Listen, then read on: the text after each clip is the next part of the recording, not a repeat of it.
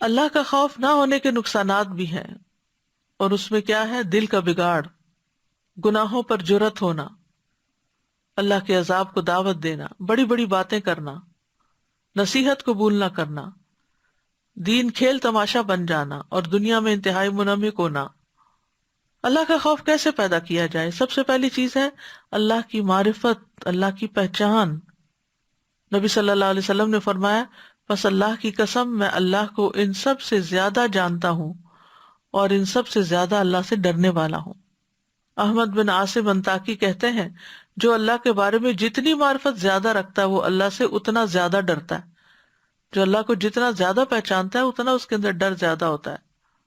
پھر اللہ کی ذات اور اس کی قدرت اور عظمت پہ غور کرنا، اپنے اندر یقین پیدا کرنا، یعنی یقین کا تھوڑا سا حصہ بھی دل میں داخل ہو جائے تو دل کو نور سے بھر دیتا ہے اور شک دور کر دیتا ہے، اور انسان کا دل شکر سے بھر جاتا ہے اور اللہ کے خوف سے بھی بھر جاتا ہے۔ اللہ کے بارے میں جاننے والے کا ہنسنا کم ہو جاتا ہے، اس سے اللہ کی قدرت کا علم ہو جاتا ہے۔ اس پر یقین رکھنا کہ اللہ چھپا کھلا سب جانتا ہے۔ اللہ کی حکمتیں اس بندے کو سمجھ آنے لگتی ہیں۔ انسان اللہ کی ذات کو جب پہچانتا ہے تو ساتھ ہی اپنی کمزوریوں اور کوتاہیوں کو بھی جانتا ہے۔ قرآن مجید میں غور و فکر کرنا۔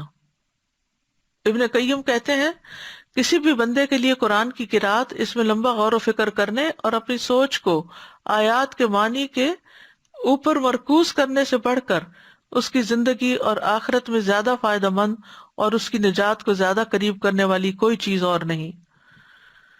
ابن الجوزی کہتے ہیں، اللہ کی قسم اگر کوئی عقل مند مومن سورۃ الحدید، سورۃ الحشر کی آخری آیات، آیت الکرسی، سورۃ اخلاص غور و فکر اور تدبر کے ساتھ پڑھ لے تو اس کا دل اللہ کی خشیت سے پھٹ جائے اور وہ اپنے رب کی عظمت پر حیران رہ جائے۔ قرآن مجید سے رکت طاری ہو جانا، انبیاء اور نیک لوگوں کی سیرت کو جاننا۔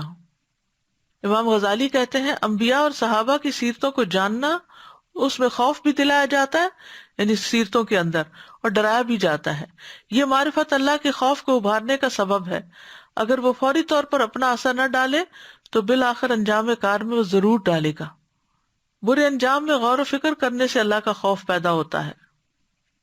موت اور آخرت کا تذکرہ کرتے رہنا، حشر کے دن کو سوچنا، دعا مانگنی چاہیے، اللہم انی اعوذ بک من علم لا ینفع ومن قلب لا یخشع ومن نفس لا تشبع ومن دعوت لا یستجاب لها۔